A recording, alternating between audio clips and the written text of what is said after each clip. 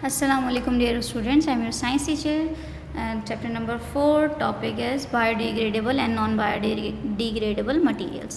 ठीक है, activity 4.5 this is your homework. You will do you will collect some things like wood, bread, water, leather, stone, fruits and put the things even in below in separate bags and leave them for a week. Observe it after a week. Have any changes taken place? आपने इन सारी चीज़ों को लेना है separate bag में डाल के इनको रख देना है एक हफ़्ते के लिए। फिर एक हफ़्ते बाद आपने देखना है कि क्या इनमें कोई चेंजेस आई हैं। अगर आई हैं तो आप इनको ऑब्जर्व करके लिखेंगे। ठीक है। Question is why is it appropriate to bury dead bodies and peel of vegetables. Dead bodies को या पील वेजिटेबल्स वगैरह के छिलकों को, पील कहते हैं छिलकों के, छिलकों को क्यों बरी करना ज़रूरी है? In fact dead bodies are converted into simple components by bacteria and fungi. Dead bodies क्या होती, डेड बॉडीज़ को जब बरी कर दिया जाता है, मट्टी में डाल दिया जाता है, तो क्या होता है कि बैक्टीरिया और फंजाई उस पर एक्ट करते हैं और उन डेड बॉडीज़ को सिंपलर कंपोनेंट्स में कन्वर्ट करते हैं। ठीक है। If you throw bread, rice, meat, fruits and vegetables on the ground then you will see they have disappeared after decomposition.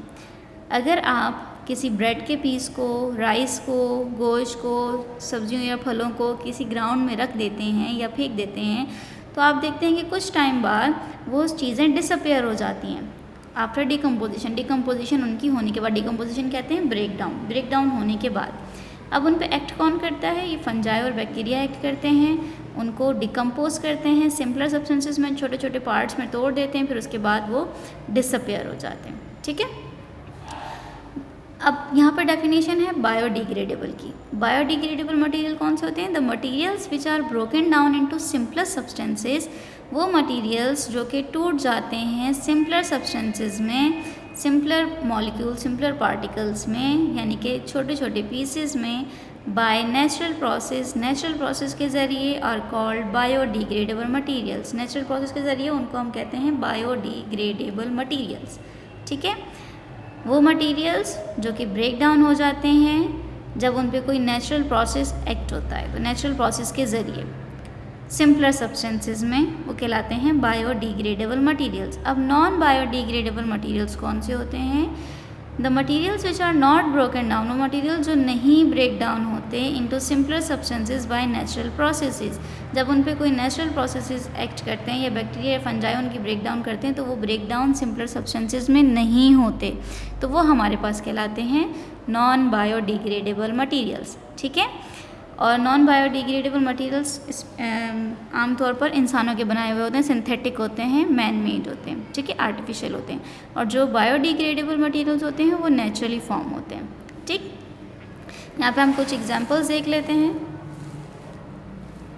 Biodegradable materials की और नॉन बायोडिग्रेडेबल मटेरियल्स की। Biodegradable materials की example है vegetables and fruits, meat, paper. ये सारे naturally produce होते हैं और इनकी ब्रेकडाउन भी नेचुरली होती है, नेचुरल प्रोसेस के ज़रिए होती है। Non biodegradable materials, polythene bags, वो शॉपर जो हम डेली रूटीन में यूज़ कर रहे होते हैं, प्लास्टिक बॉटल्स और कंप्यूटर कंपोनेंट्स। ठीक है, ये कुछ एग्जांपल्स हैं नॉन बायोडिग्रेडेबल मटेरियल्स की।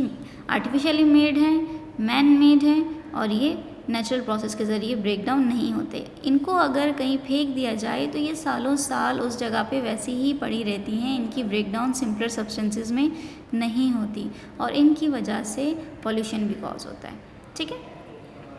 अब इनसे जो पॉल्यूशन कॉज हो रहा है उनको रिड्यूस कैसे किया जा सकता है? Ways to reduce non biodegradable things. Non biodegradable चीज़ों से जो को किस तरह से रिड्यूस किया जा सकता है, उनके तरीके कुछ बताए हुए हैं। To reduce pollution of non biodegradable things the principle of 4R is applied.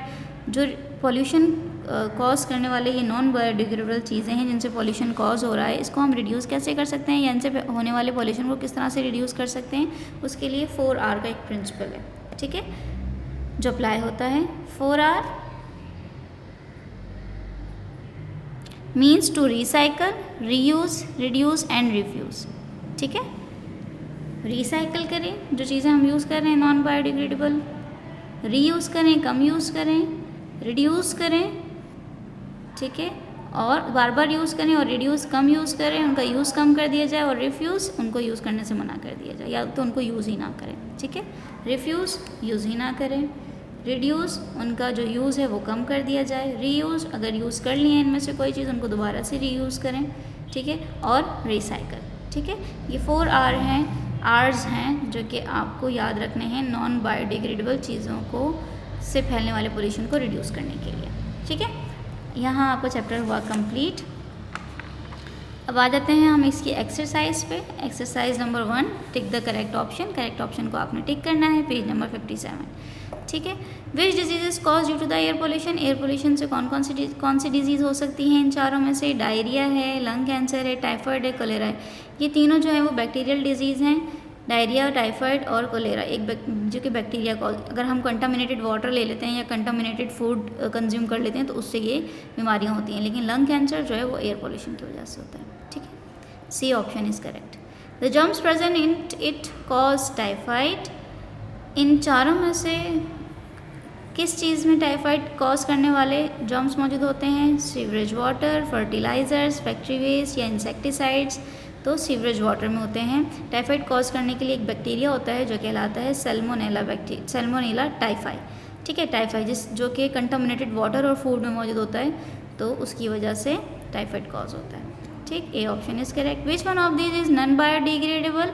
अब इन चारों में से बताइए नॉन बायोडिग्रेडेबल कौन सा है जो नेचुरली प्रोसेस से ब्रेक डाउन नहीं हो सकता? फीदर्स नेचुरली प्रोड्यूस हैं, नेचुरली प्रोसेस से ब्रेक डाउन होते हैं। Leaves of plant naturally produce होते हैं और नेचुरली ब्रेक डाउन होते हैं। पेपर भी। पॉलीथीन बैग्स आर्टिफिशियली मेड हैं और ये ब्रेक डाउन नहीं होते नेचुरल प्रोसेस के थ्रू, ठीक है। तो D option is correct. Which of the following is not a green house gas. हमने पढ़ा था ग्रीन हाउस गैस में जो होती हैं वो गैसेज होती हैं जो कि अर्थ को हॉट कर रही होती हैं, जिनमें मीथेन है, कार्बन डाइऑक्साइड है और ओजोन है। ऑक्सीजन गैस नहीं होती, oxygen gas green house gas नहीं है, ठीक है। ये option is correct. Which one of the following act causes most of the air pollution. इन चारों ऑप्शन में से सबसे ज़्यादा एयर पॉल्यूशन किसकी वजह से होती है? कलेक्टिंग रबर जमा करने की वजह से? नो। रीयूज रबर, अगर रबर को यूज़ करेंगे तो पॉल्यूशन तो रिड्यूस होगा, तो ये ऑप्शन तो हो ही नहीं सकता। रिसाइकलिंग रबर को अगर रिसाइकल किया जाए तो भी पॉल्यूशन रिड्यूस होगा, कॉज तो नहीं होगा। बर्निंग रबर, अगर रबर को बर्न किया जाए, डेफिनेटली रबर को बर्न करेंगे तो एयर पॉल्यूशन कॉज होगा। बाकी रही एक्सरसाइज 2 और 3 और बाकी रिमेनिंग एक्सरसाइज, इसके लिए मैं आपको इंशाल्लाह रिटन वर्क सेंड कर दूँगी। Thank you.